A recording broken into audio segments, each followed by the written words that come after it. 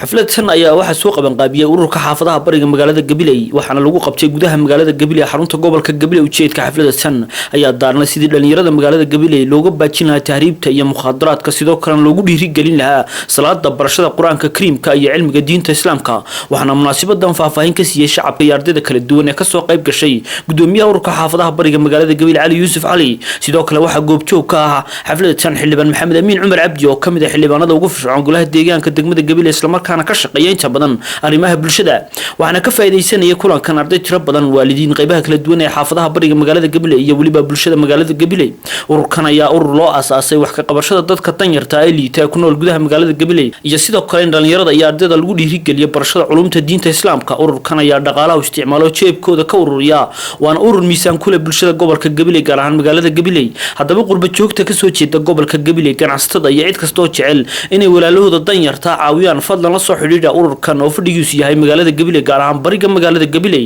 waxaana ujeedka xafladda daahfuray gudoomiyaha ururka xaafadaha bariga magaalada Gabiley Ali Yuusuf Ali oo ku nuuxnuuxsaday in loo baahan yahay in si wada jir ah wax loo wada qabto isla markaana la dhiirigeliyo dadka danyarta iyo waliba ardayda wax baranaysa waayahay kolley barnaamijka ardayda oo eegaynay waxyaabay ka faa'iideysteen todobadii seminar uu socday waxaynu imika kolley geli doonaa khudbadaha ama aan ugu talagalnay xafladani kolley waxay hordhac u tahay ama tilmaam u tahay wali waa kow madrasadii koobaad ama gobol ahaan Gabiley meeshii ugu horeysay laga qabto tartan salaadeed waxaanu rajaynaynaa in dariiqa la naga dayan doono hanana xoojin doono dhalinyarta xaafadda degan iyo dhalinyarta magaaladaba han isku day doono qof walba waxa xaqiiqa uu og yahay in uu arko habeenka tartanka TV-yada ka socda oo maanta waxaan khayr ugu sugnayn adarkaysi dadku say u taageerayaan ha noqoto dhaata bahasha leeyahay ha noqoto fanaanimada loo saqajaaminay dhalinyarta waayo rasuulku sallallahu alayhi wasallam uu inoo sheegay heertu inay xaaraanta maantana zaman aakhirka waxaad arkaysaa in la xalaashanayo walibana tartan loo qabanayo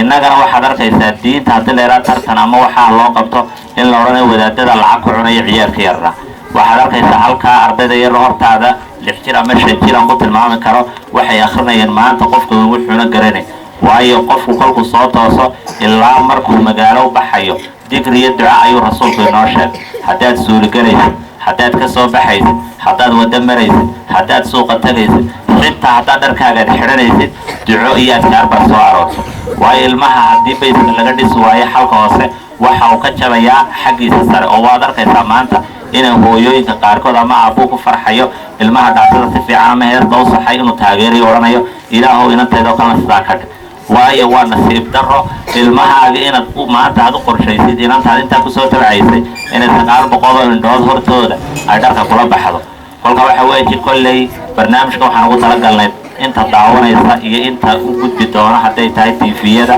iyo hadday tahay inta dhalinyarada meesha ka soo qayb gashay inuu waalid walbaaba ardaydiisa saa u nidaamiyo uu u sameeyo tartanaad xaafadda gudaheega waayo ilmahaaga tarbiyadiisa waad kasban kartaa jacaylkiisa haddii aad ilmahaaga xidhiid la samaysid weeyaan waxaad arkaysaa ilmo 7 cisho quraata uu ku xifteedaasoo duco iyo salaadihiisa bal maxaad u malay 20 sano uu kula jooga ilmahaaga kolka waalidka waxaan ka codsanaynaa in uu sameeyo ilmihii taageero uu ilmihii la socdo barnaamij kolba uu qabto talabaad mar walbana ku dhiirigeliyo xagga diinta ilmaha yar ee maanta ducada saxay tartan baa waliba loogu qabtay halka waxaad arki doontaa tartanka waxa u fadhiistay ardayda 130 arday kaalmahana waxaa galay aad arki doontiin arday soo iskugu qabteen waa 650 arday kolka kolley waxaan ku soo gaabin lahaa barnaamijkii oo inta noogu dhan kelmadda uu nooran doono xildhibaankeena Maxamed Amiin Cumar sidoo kale waxa ka hadlay xildhibaan Maxamed Amiin Cumar Cabdi oo tilmaamay ahamiyadda ay kulankan u leeyahay dhalinyarta iyo waliba ardayda kala duwan ilaahay nooga mahad celeena ilaahay nooga mahad celeena xafladan khayrka badan leh ay ilaahay nagu sugay runtii mar labaadna waxaan u mahad celeena guddiga xaafadaha bariga oo runtii intaynu ognahay dadaal aad iyo aad u wanaagsan ka galay guud ahaan arrimaha bulshada iyo xagga diinta iyo waxbarashadaba ee xaafadaha bariga hore waxaynu isugu nimid xaflado masaakiinta raashin lagu siinayay hore waxaynu isugu nimid tartano waxbarasho maadiya maantana waxaynu runtii u joognaa tartan aynu arkanay in salaadaha iyo shuruudaheedii iyo ducooyinkii kale ee nolosha ku soo arooray rasuulka calayhi salaatu wasalaam ka sugnaaday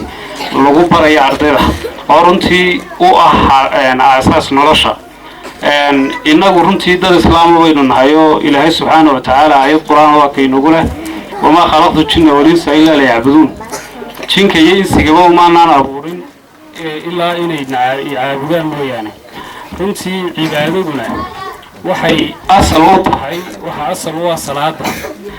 haddii aan salaada la aqbalin cibaadada kale oo dhanna waxba kama jirayaan qofka haddii salaadiisu meesha ka baxdo